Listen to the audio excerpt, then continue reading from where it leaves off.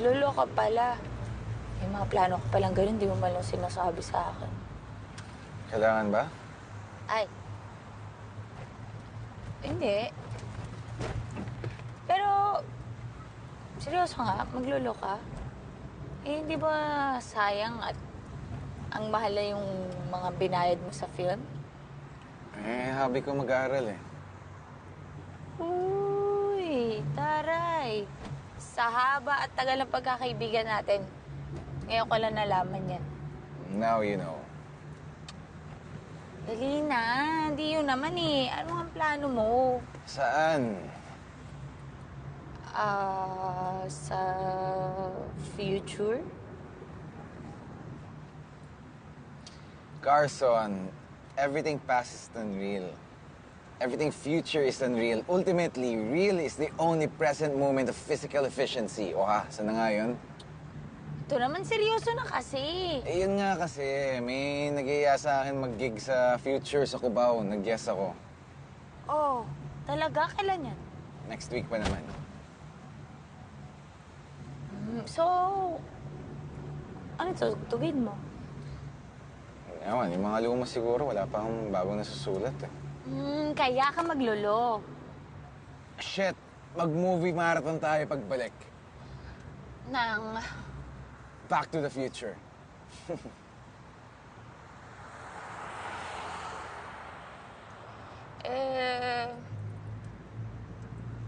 Future girlfriend. Guys, natatay ako. Pucha, itabi mo na yan sa gasoline station mamaya. Next gas station. Dali.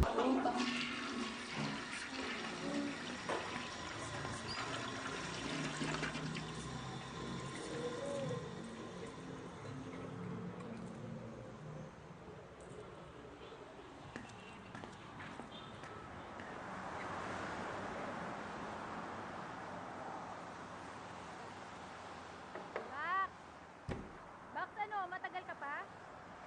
Future girlfriend pala, ha? Naku ka, Carson. Sabi nga nila, who controls the past, controls the future. Who controls the present, controls the past. Bakla, End of the time check! None of the above ka, bakla. Bumalik ka na nga doon. Kaya nga nag-excuse na ako eh. I want to dream. Future. Settle mo na yan. Dalian mo, ah. Control the present. Iba tapos umebak, eh.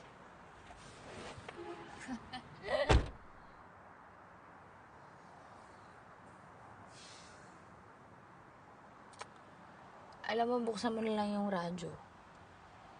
Okay naman, papakinggan natin ng ganitong oras, Dr. Love.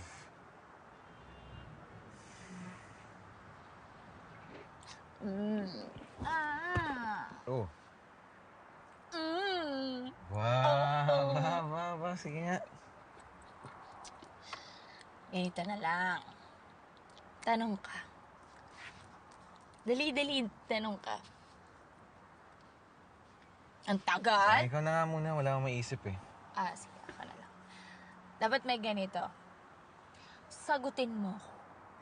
Anong kapalaran ko na naghihintay sa akin sa larangan ng pag-ibig? Wow. Hindi, pero in general, para hindi masyadong spoiler. Ready? Iikot na.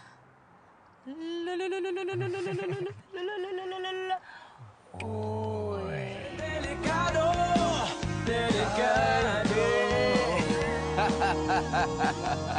Ano ba bang magagawa ko? Delix, huwag mo na daw itanong. O bakit? Ano, pikon? Ikaw na